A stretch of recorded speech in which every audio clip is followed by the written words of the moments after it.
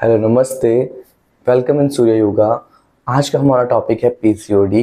PCOD के इस topic को सीखने के बाद आपका पीसीओडी आप खुद से ठीक कर पाएंगे। इस वीडियो को देखने के बाद आपको कहीं और किसी डॉक्टर को दिखाने की ज़रूरत ना फील हो, ऐसा मेरा मानना है।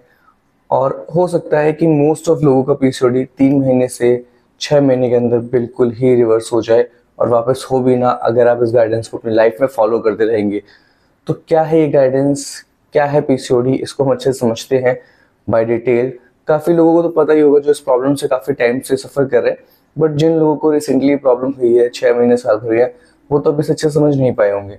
तो क्या होता है पीसीओडी से अच्छे समझते हैं। जैसे कि मेडिकल टर्म में तो हम ये बोलते हैं कि जो हमारी वुमेन्स की बॉडी में ओवरीज होती हैं, जिसमें एग डेवलप होता है, उसके अंदर जब सिस्ट बन जाती हैं, गांठें बन जाती हैं, उसी को पीसीओडी कहते हैं। और ये जनरली होता है हार्मोन डिसबैलेंस से, जो कि एंड्रोजन नाम का हार्मोन जब बॉडी में ज़्यादा बढ़ जाता है औरतों की, जो कि एक मेल हार्मोन है। तो एंड्रोजन हार्मोन बढ़ने से हार्मोनल डिसबैलेंस शुरू होता है और it started causing PCOD problem. But और कौन से हार्मोन हैं जो इम्पैक्ट हो जाते हैं इसमें? तो और जो हार्मोन इम्पैक्ट होते हैं वो है एफएसएच। एफएसएच एक हार्मोन है जो कि पिट्यूटरी ग्लैंड के अंदर बनता है, जो कि हमारे सर में होता है, पर इसका इम्पैक्ट बहुत ज़्यादा आपकी ओवरीज में देखा जाता है। क्योंकि जब ये हार्मोन जो है डिसबैलेंस होता है, तो ये जो सिग्नल भेजता है ओवरीज में एस्ट्रोजन और प्रोजेस्टेरोन को कि उनको एग्स अच्छे से रिलीज करने और ओवरीज को हेल्दी रखना है। तो जब एफएसएच अच्छे से अपने हार्मोन्स को, एफएसएच नाम का जो हार्मोन है वो अच्छे से ओवरीज तक सिग्नल नहीं पहुंचा पाता, तो ओवरीज के जो हार्मोन है एस्ट्रोजन और प्रोजेस्टेरोन अच्छे से काम नहीं करते। जो अच्छे से काम नहीं करते हैं, तो जो आपकी ओवरीज हैं, वो जो एग डेवलपमेंट का काम होता है, मैच्योर एग रिलीज करने का काम होता है, ओव्यूलेशन का काम होता है, वो अच्छे से कर नहीं पाते हैं और इसी वजह से वो सिस्ट बनती है। अब ये काम कैसे करता है? देखिए, मान लीजिए आपकी ओवरी है, ठीक है, इसमें जो एग है वो डेवलप होते हैं। फिर जब ओव्यूलेशन का टाइम होता है तो इसमें से एग इस स्किन को टीयर करके फाड़ के बाहर आता है, ठीक है, फैलोपियन ट्यूब में। तो अगर ये अच्छे से वर्क नहीं कर रहा है, अच्छे से ओव्यूलेशन वर्क नहीं हो रही है यहाँ पर, और एग मैच्योर नहीं हो रहा है, तो जो एग है इसमें से निकलेगा तो जरूर, लेकिन पूरी तरीके से बाहर नहीं आ पाएगा, फंस जाएगा, अटक जाएगा। अब ओवरीज में क्या होता है, जब वो फाड़ के स्किन टीयर होके जब वो एग बाहर आता है, तो ओवरीज को हील करके वापस से क्लोज कर देता है उस एरिया को। जस्ट बिकॉज ये अटक गया है, लेकिन स्किन तो टीयर हुई है, तो ओवरीज को वापस से फिल करेगा और ये जो आपका जो एग है ये यहीं पर अटक जाएगा और सिस्ट का फॉर्म ले लेगा, ठीक है। ऐसे सिस्ट डेवलप होने शुरू होती है ओवरीज के अंदर। अब आपको समझ में आएगा सिस्ट कैसे बनता है। अब जब ओवरी में जब सिस्ट बन गया है, पीसीओडी हो गया है, तो प्रॉब्लम्स क्या क्या शुरू हो जाती हैं। इरेगुलर मेंसेस का इश्यूज होता है आप लोगों को, एक्नीज आने शुरू होते हैं, इरिटेशन बहुत ज़्यादा होती है, एंगर का इशू, एंजाइटी का इशू, और इंस्टेबिलिटी फील होनी शुरू हो जाती है, ड्राइनेस हो सकती है, इन्फ्लेमेशन बॉडी के अंदर होना शुरू होता है। तो ये सारे issue, sluggishness, slow metabolism, weight gain, hair fall, ये एक्नेस में भी बैक में और बॉडी के अदर एरियाज में बहुत पेनफुल रेड एक्नेस होने शुरू हो जाते हैं।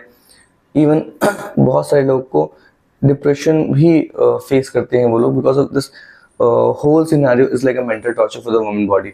तो वो लोग इस सिचुएशन को अच्छे से लाइक रिकवर नहीं कर पाते हैं, ठीक है। क्यों नहीं कर पाते? क्योंकि कई बार तो पता ही नहीं होता कि प्रॉब्लम का रूट कॉज क्या है, क्यों हो रही है ना? और उसको जब तक रूट कॉज नहीं पता होगा, आप ठीक कैसे करेंगे? Then you start taking medicine. अब मेडिसिन क्या होती है? हार्मोन मेडिसिन हम लेने की कोशिश करते हैं जिससे आपके हार्मोन बैलेंस हो जाए, ठीक है। बट वो तो एक in natural bad life style की से हो रहा है, तो अगर वो बैड लाइफ स्टाइल बनी रहेगी तो वो प्रॉब्लम भी होता रहेगा। वात पित्त का दोष की बीमारी है, जिससे कफ भी दूषित हो जाता है, तो ये सारी प्रॉब्लम्स होने अपनी बॉडी में शुरू हो जाती है। तो क्या करें, कैसे इसको ठीक करें, क्या सोल्यूशन है, तो उसको हमको समझना पड़ेगा अच्छे से। तो अभी हमने ये समझा कि मेडिकली क्या इश्यू हो रहा है, ठीक है। तो पहली चीज हमने समझी वो एफएसएच हार्मोन है जो डिसबैलेंस हुआ है, जो कि हमारे पिट्यूटरी ग्लैंड में है, सर में है। तो उसका मतलब है it could be because of your stress, it could be because you are not sleeping well, right. और बॉडी को अच्छी हेल्दी लाइफस्टाइल नहीं मिल पाने की, मतलब ईटिंग हैबिट्स में प्रॉब्लम होती है। So if you are sleeping on time, you are eating on time, you are doing workout, you are creating your doing activities with your body and creating a healthy lifestyle, तो आपका PCOD ठीक हो सकता है। क्योंकि नहीं खराब होने के रीजन क्या है? ये रीजन है कि फूड अच्छा नहीं होगा, लाइफस्टाइल अच्छी सेडेंटरी नहीं है, ठीक है, तो इससे प्रॉब्लम कॉज हो रही है। स्लीप अच्छा नहीं है, इसलिए आपका मेलाटोनिन हार्मोन डिस्टर्ब हो रहा होगा। स्ट्रेस बढ़ गया तो कॉर्टिसोल हार्मोन डिस्टर्ब होगा। तो ये हार्मोन जो डिस्टर्ब हो रहे हैं, ये एक chain of disbalance of hormones create करते हैं, जिसकी वजह से आपके दूसरे हार्मोन बहुत ज़्यादा इम्पैक्ट होने लगती है, क्योंकि कॉर्टिसोल लेवल जब खराब होता है तो आपकी बॉडी में different different level of fat जमा होने लगता है। तो अभी देखिए हमने शुरुआत में बात करी एफएसएच की, जो एस्ट्रोजन और प्रोजेस्टेरोन को खराब करे, इससे आपके ओवरीज में दिक्कत आ रही है। बट क्योंकि हार्मोनल डिसबैलेंस शुरू हो गया, एक चेन सिस्टम शुरू हो गया, इसकी वजह से क्या होगा, कॉर्टिसोल और मेलाटोनिन जैसे हार्मोन डिस्टर्ब होंगे, जिससे आपका स्लीप साइकिल और ज़्यादा खराब होगा और वेट गेन भी बहुत ज़्यादा स्पीड में बढ़ेगा। तो हमें स्ट्रेस को भी बैलेंस करना है, हमें स्लीप को भी हैंडल करना है, हमें अपने डाइट पे भी काम करना है, और हमें थोड़ा सा वर्कआउट करना है जिससे हमारी बॉडी एक लय में आए, एक रिदम पकड़े और फैट लॉस में हेल्प करे।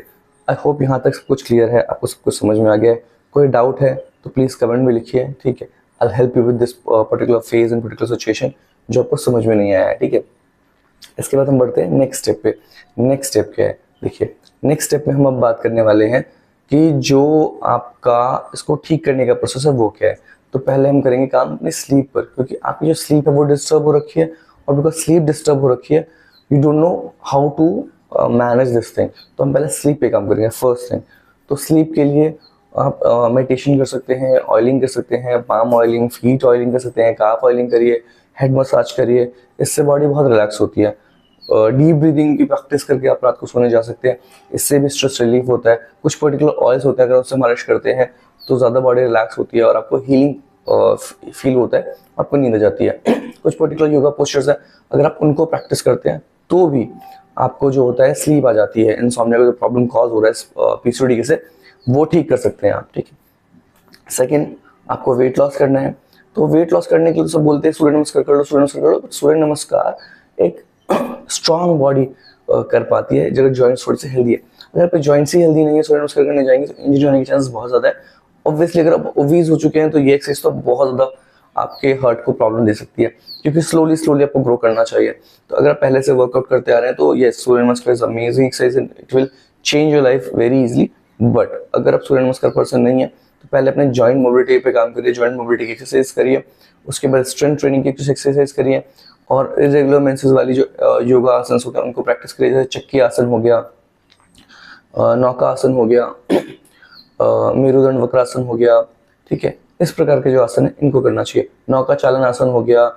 तो ये कुछ आसन हैं जो आपको रेगुलरली वेट लॉस करने में और आपके हार्मोन बैलेंस करने में हेल्प करते हैं। और से कुछ और आसन हैं जिनको आप प्रैक्टिस कर सकते हैं, जैसे मलासन, भुजंगासन, पश्चिमोत्तासन। ये अलग अलग तरीके से आपके अलग अलग इसमें जो प्रॉब्लम्स हो रही हैं उनको टारगेट करने में हेल्प करता है। इस चाइल्ड पर आपको रिलैक्स करने में हेल्प करता है ना। सब आसन में आप प्रैक्टिस कर सकते हैं, मेंटल लेवल का स्ट्रेस लेवल कम कर सकता है। प्राणायाम बहुत ज़्यादा इंपॉर्टेंट रोल अपनाते हैं, क्योंकि प्राण ऊर्जा आपको इंक्रीज करना है अपनी बॉडी के अंदर, और इस प्रॉब्लम के अंदर प्राण ऊर्जा कम होने लगती है बिकॉज आपका वात बहुत डिसबैलेंस होने लगा है। तो आपने क्या करना है, आपने अनुलोम विलोम जरूर प्रैक्टिस करना है, deep breathing, concentrated deep breathing करनी है, ताकि आप हर समय अपने आप को डीप ब्रीदिंग के स्टेट में ले जा सके, है ना। जैसे आप ड्राइव कर रहे हैं, अपना कोई काम नहीं कर रहे हैं, फोन चला रहे हैं, तो अपने ब्रेन को एक्टिव कर सकते हैं, अरे मेरे को डीप ब्रीदिंग करना है, ताकि आपका ब्रीथ जो है वो बेटर और अच्छा हो सके। अनुलोम विलोम प्राणायाम करना है, अच्छी तरीके से अनुलोम विलोम प्राणायाम करें, बिल्कुल कुछ भी नहीं करना है, ठीक है। तो अगर मैं सेकंड सीरीज की बनाऊंगा अभी, ठीक है, तो उसमें मैं कौन से आसनास करते हैं, आसन उसको कैसे करते हैं, उसको बिल्कुल अच्छे से डिस्क्राइब करके अगली वीडियो में समझाऊंगा। अभी हम बाकी का कंटेंट समझ लेते हैं। तो हमने समझ लिया कि हमें आसन और प्राणायाम करने हैं। अब हम खाने की बात करते हैं। देखिए, क्योंकि एक पित्त दूषित समस्या है, तो इसमें हम मूंग दाल का सेवन करेंगे, ठीक है, जो कि लाइट है, टू डाइजेस्ट है, ठीक है, और इसमें इंडाइजेशन बहुत ज़्यादा होता है, इसलिए भी मूंग दाल का इसमें सेवन कर रहे हैं। दूसरा है कि इसमें आपका वात भी डिसबैलेंस होता है, इसलिए हम ऑयलिंग पर ध्यान देंगे, हम अपनी पूरी बॉडी में ऑयलिंग करेंगे। तो हमारे डेली रूटीन में ऑयलिंग अगर हम 2 बार कर सकते हैं बहुत ही अमेजिंग बात है, तो 2 बार ऑयलिंग करिए, ठीक है। और खाने में भी, भोजन में भी हम थोड़ा सा घी और थोड़ा सा तेल का सेवन करेंगे, उससे हमारा वेट गेन नहीं होगा, हमारा वात शामक होगा। बहुत ज़्यादा नहीं करना है, और फ्राइड चीज़ें नहीं खानी है, फर्मेंटेड फूड आपने बिल्कुल नहीं खाने हैं, जंक फूड, कचौड़ी, बिस्किट, पैक्ड आइटम बिल्कुल नहीं खाना है, पैक्ड जूसेस और पैक्ड कंटेनर के लिक्विड्स भी अपने नहीं पीने हैं, ठीक है। अपने फ्रेश चीज़ कंज्यूम करने की कोशिश करनी है एज मच एज पॉसिबल, या नॉर्मल सादा फीका भोजन खाएं। देखिए, बहुत सारे पीसीओडी केसेस ऐसे भी हैं जो 2 से 3 महीने के अंदर बिल्कुल रिवर्स हो गया और काफ़ी टाइम तक उनके सिम्टम्स ही नहीं आए। बट जिन लोगों ने अच्छी लाइफस्टाइल मेंटेन नहीं करी है, थोड़ी प्रॉब्लम आई तो उनके वापस आए, और लेकिन वापस से फिर से रिकवर हो गया। तो इसको रिवर्स करना बहुत इजी है, टोटली डिपेंड ऑन पहले तो आपका स्टेज क्या है। अगर बहुत ज़्यादा डिस्टर्ब हो चुका है तो 6 मंथ इज मैक्सिमम। अगर आप अच्छे से लाइफस्टाइल करेक्शन कर रहे हैं, अच्छे सारी चीज़ें फॉलो कर, जो मैंने बताया कि डिस्टर्बेंस होती है, प्रॉब्लम्स होती हैं, अगर आप उसको अच्छे से काम कर रहे हैं उस पर, तो डेफिनेटली आपका पीसीओडी बिल्कुल अच्छे से ठीक हो जाएगा, ठीक है। अपार्ट फ्रॉम दैट, अगर क्या कहते हैं बहुत ही रिसेंट लेवल पे और इतने ज़्यादा सिम्टम्स नहीं है आपको, तो बहुत ही ईजिली आप इसको क्योर कर सकते हो। वेट लॉस भी पीसीओडी केस में बहुत ज़्यादा होता है, तो उन केस में 6 months to 1 year लग जाता है, क्योंकि इंटरनली बॉडी बहुत ज़्यादा डैमेज है और अलग तरीके से उनकी बॉडी में हार्मोनल इम्बैलेंस और वात दृष्टि और पित्त दृष्टि अलग तरीके से हुई है, तो उसको क्योर करने का तरीका और भी ज़्यादा अलग होता है।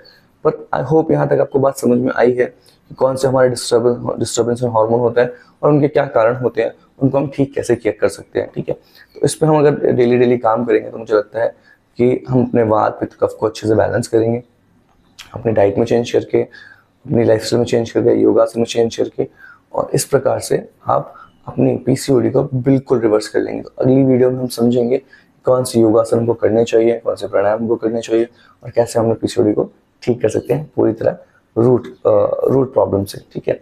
तो यहाँ तक आप अभी तक इस वीडियो को देखने के लिए, अपना समय देने के लिए बहुत बहुत धन्यवाद। हम अगली वीडियो में मिलते हैं और अच्छे से पीसीओडी को ठीक करने की जो आसन और प्राणायाम है उसको सीखेंगे। Bye bye, thank you.